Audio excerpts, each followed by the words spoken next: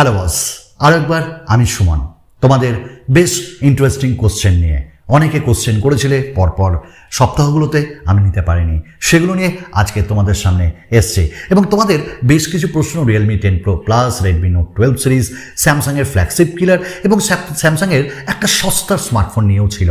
সব কিছু এই ভিডিওতে কভার করব। আশা রাখবো তোমরা আমার সঙ্গে থাকবে। একটা কথা বলেই স্টার্ট করব, তো চলো করবো না দেরি, শুরু করি তাড়াতাড়ি। প্রথম প্রশ্ন তোমাদের যেটা ছিল, বাই দ্য ওয়ে আমার প্রশ্ন তোমাদের কাছে, চশমাটা কেমন হয়েছে নতুন লুকে নতুনভাবে অবশ্যই বলবে। তো প্রথম প্রশ্ন তোমরা যেটা করেছিলে সেটা হলো, দাদা রিয়েলমি 10 প্রো প্লাস কি নেওয়া যাবে? দেখো, আমি যে দামে বলেছিলাম রিয়েলমি 10 প্রো প্লাস আসবে সেই দামেই এসছে 25,000, আর ইন্ট্রোডাক্টরি প্রাইসে তোমরা প্রায় 24,000-এ পেয়ে যাবে। অবশ্যই ব্যাংকের কার্ডের ওপর অফারও থাকবে। আর এই স্মার্টফোনটি নেওয়া তো অবশ্যই যাবে। দেখো, কার্ভ অ্যামোলেড ডিসপ্লে দিয়ে এর আগে তো কোনো ব্র্যান্ড দেয়নি, তো রিয়েলমির প্রথম প্রচেষ্টা। তবে তোমরা আরও বেশ কিছু স্মার্টফোনের জন্য ওয়েট করতে পারো, আর একে কম্পিট করার জন্য আরও একটা স্মার্টফোন আসছে, তোমরা একটু ওটার জন্য ওয়েট করতে পারো। বাট আমার মনে হয় আনবক্সিং আসুক, আমার রিভিউ আসুক আমার, তারপর না হয় কিনবে ভাই। তো নেক্সট প্রশ্ন এখানে, দাদা রিয়েলমি 10 প্রো প্লাস বাংলাদেশে কবে আসবে, কত দামে আসবে? দেখো, অফিসিয়ালি তো অবশ্যই যাবে রিয়েলমি 10 প্রো প্লাস বাংলাদেশে, আর এর দাম আমাদের এখানে 25,000, ওখানে প্রায় দেখো ভাই 35,000 ছুঁই হবেই। আর ওই দামে আমি তাও বলবো ভালো, তবে স্ন্যাপড্রাগনের প্রসেসর দিলে অনেকটাই বেটার হতো। কারণ আমার মতন অনেকই মানুষ রয়েছে যারা খুব কষ্ট করে টাকা ইনভেস্ট করে একটা গ্যাজেটে, কিন্তু চায় মনের মতন একটা প্রসেসর। মনের মতন প্রসেসর কিন্তু এখানটাই পাইনি। নেক্সট প্রশ্ন করেছে, দাদা রিয়েলমি 10 প্রো প্লাসের কেমন হবে পারফরমেন্স? দেখো, না ইউজ করে তো বলতে পারছি না, তবে আমার মনে হয়, দেখো এখানে আমাকে বায়াস বলতেই পারো, মিডিয়াটেক প্রসেসরের উপর আমার অত ভরসা নেই। তো মিডিয়াটেক ঠিকই আছে, এর অন্তত বেঞ্চমার্ক স্কোর প্রায় 5 লাখের ওপর গেছে। তো কোয়ালকম স্ন্যাপড্রাগন 7 সিরিজের সঙ্গে তুমি তুলনা করতে পারো। ডে টু ডে ইউসেজ যেটা, সেটা ভালোই হবে এবং গেমিং এক্সপিরিয়েন্স ঠিকঠাকই থাকবে। তো এইটাই। আচ্ছা, নেক্সট প্রশ্ন, দাদা রিয়েলমি 10 প্রো প্লাসে কেন দেওয়া হলো না ওয়াইএস, আর কটা 5G ব্যান্ড আছে? 9টা 5G ব্যান্ড রয়েছে রিয়েলমি 10 প্রো প্লাসে, যেটাতে কোনো অসুবিধা হবে না, ফিউচারিস্টিক। আর হ্যাঁ, ওয়াইএস কেন দেওয়া হলো না? দেখো, যখনই কার্ভ অ্যামোলেড ডিসপ্লে দিচ্ছে না, একটা যখনই হাইলাইটিং দেখবে কোনো ব্র্যান্ডের কম দামে, তখন জানবে অন্যান্য দিকে তোমাকে মারবে সে, আর এখানে সেটাই হয়েছে, মেরেছে আমাদেরকে। তো ডিজাইন বলো, মানে বিল্ড কোয়ালিটিতেও আমাদেরকে মেরেছে, ক্যামেরাতেও আমাদেরকে মেরেছে। এবার তুমি বলবে 108 কেমন করে মারলো? দেখো, 4K 30 FPS মেরেছে, আবার ওয়াইএস নেই। তো এই জিনিসগুলো একটু দেখতে হবে। আমার মনে হয় এইগুলো ব্র্যান্ডকে একটু দেখা উচিত। নেক্সট, দাদা স্যামসাংয়ের একটা ফ্ল্যাগশিপ কিলার স্মার্টফোন আসতে চলেছে খুব তাড়াতাড়ি, কীরকম হবে দাম? এবং এম সিরিজ, এ সিরিজ কবে আসবে? ওটাই ফ্ল্যাগশিপ কিলার। এম সিরিজের M54 জানি, আমি অলরেডি ভিডিও দিয়ে দিয়েছি। এই স্মার্টফোনটা হয় স্ন্যাপড্রাগনের 888 অথবা এক্সাইনোসের 1380 এই প্রসেসরটা দিয়ে আসবে। একটু ওয়েট করো, ক্যামেরা ভালো হবে এবং প্রসেসরও বেশ ভালো দেওয়া হবে। 5G স্মার্টফোন, ভালো দামে বেশ সস্তায় স্মার্টফোনটা আসবে নিয়ার অ্যাবাউট 25,000-এর মধ্যে। ওয়েট করো, এই মাসের মধ্যে আই হোপ লঞ্চ হয়ে যাবে। দাদা স্যামসাংয়ের A54 কবে আসবে? স্যামসাংয়ের A54 এই মাসেই আসবে, এটা এক্সপেক্ট করা হচ্ছে, আদারওয়াইজ 2023 হতে পারে। তো একটাই কথা বলবো, ওয়েট করো।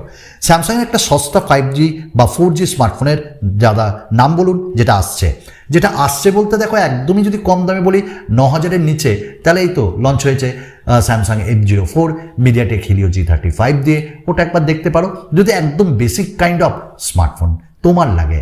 নেক্সট প্রশ্ন, দাদা রেডমি নোট 12 সিরিজের খবর খেয়ে? রেডমি নোট 12 সিরিজও লঞ্চ হচ্ছে খুব তাড়াতাড়ি, আর 2 থেকে 3 উইকের মধ্যে লঞ্চ হয়ে যাবে।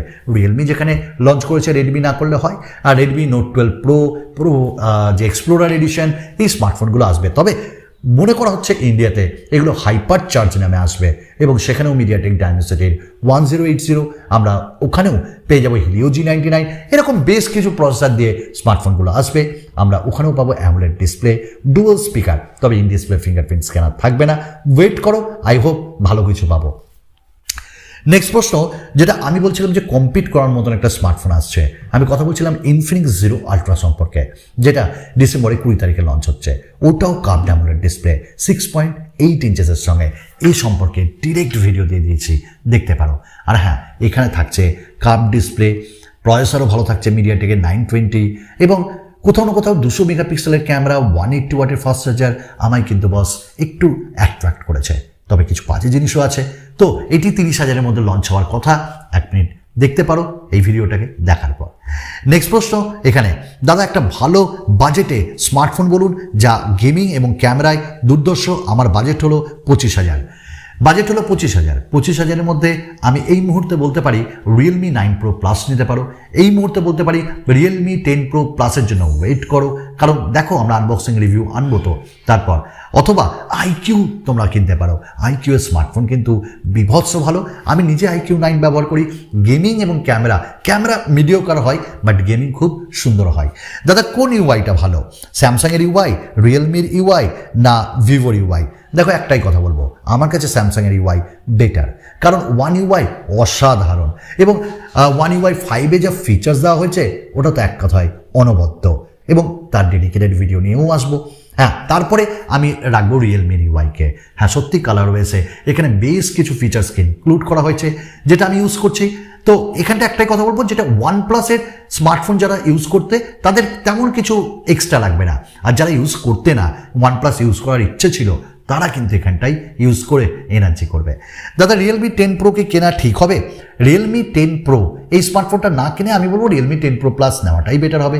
আদারওয়াইজ যদি অত টাকা না থাকে তাহলে Realme 10 Pro জায়গায় তোমরা Redmi Note 12 সিরিজ নিতে পারো। নেক্সট প্রশ্ন এখানে করেছেন যে দাদা 30,000-এর মধ্যে গেমিং স্মার্টফোন কি নেওয়া যেতে পারে? 30,000-এর মধ্যে গেমিং স্মার্টফোন IQ নাও।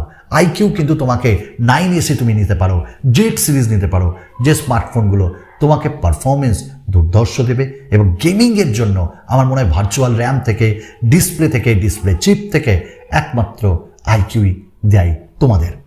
নেক্সট প্রশ্ন, দাদা আজকাল ব্র্যান্ডগুলো 200 মেগাপিক্সেল, 108 মেগাপিক্সেল এরকম ক্যামেরা দিচ্ছে, আদৌ কি এগুলো ঠিক না ফেক? অবশ্যই একটাই কথা বলবো, ফেক তো বলতে পারি না, এগুলো পিক্সেল বিনিং টেকনোলজি, অর্থাৎ মানুষকে বোকা বানানোর একটা নতুন ওয়ার্ড বলতে পারি। কারণ ওইটাকে তোমরা যদি 4 ভাগে ভাগ করো তাহলে দেখো কীরকম হয়। তো 4 × 50 200। তো আমার মতে এই জিনিসটা একটু গিমিক ধরতে পারো। হ্যাঁ, একটু কোয়ালিটি তো ভালোই পাবে এবং স্বচ্ছ পাবে, তবে 64 মেগাপিক্সেল বা 50 মেগাপিক্সেল কিন্তু কম নাই। যদি তাই হতো, আইফোনের 12 মেগাপিক্সেল আজকে এত ভালো কেন কম্পেয়ার টু এইসব স্মার্টফোনগুলো? এটা কিন্তু ভেবো। দাদা স্ন্যাপড্রাগনের প্রসেসর না মিডিয়াটেকের প্রসেসর কোনটা বেস্ট? দেখো আবার বলি, আমাকে অনেকে বায়াস ভাববে, আমার ক্ষেত্রে স্ন্যাপড্রাগনের প্রসেসর বেস্ট, কারণ এই প্রসেসর তোমাকে দীর্ঘ দিন ইউজ করতে সাহায্য করবে, লং টার্ম ইউজে দুর্দান্ত তোমাকে হেল্প করবে। ব্যাস, আজকের এই কয়েকটা কোশ্চেন নিয়েই আমি তোমাদের সামনে এসেছিলাম। খুব চটজলদি কোশ্চেন অ্যান্সার তোমাদের দেওয়ার চেষ্টা করলাম। এইভাবে পাশে থেকো, তোমরা তোমাদের মূল্যবান সময় দিয়ে আমার এই ভিডিও দেখলে ধন্যবাদ না জানিয়ে যাই কোথায়। ধন্যবাদ জানাই অন্তর থেকে, পাশে থেকো সারা জীবন। আর হ্যাঁ, ভালো লাগলে সাবস্ক্রাইব করো, কমেন্টস করো, লাইক করো। ভালো না লাগলে বস অবশ্যই ডিসলাইক করবে, তবে কেন ভালো লাগলো না ওটা না হয় একবার মন থেকে জানিও। চলো আর একটা নতুন ভিডিওতে তোমাদের সকলের সঙ্গে দেখা করবো। বিদায়।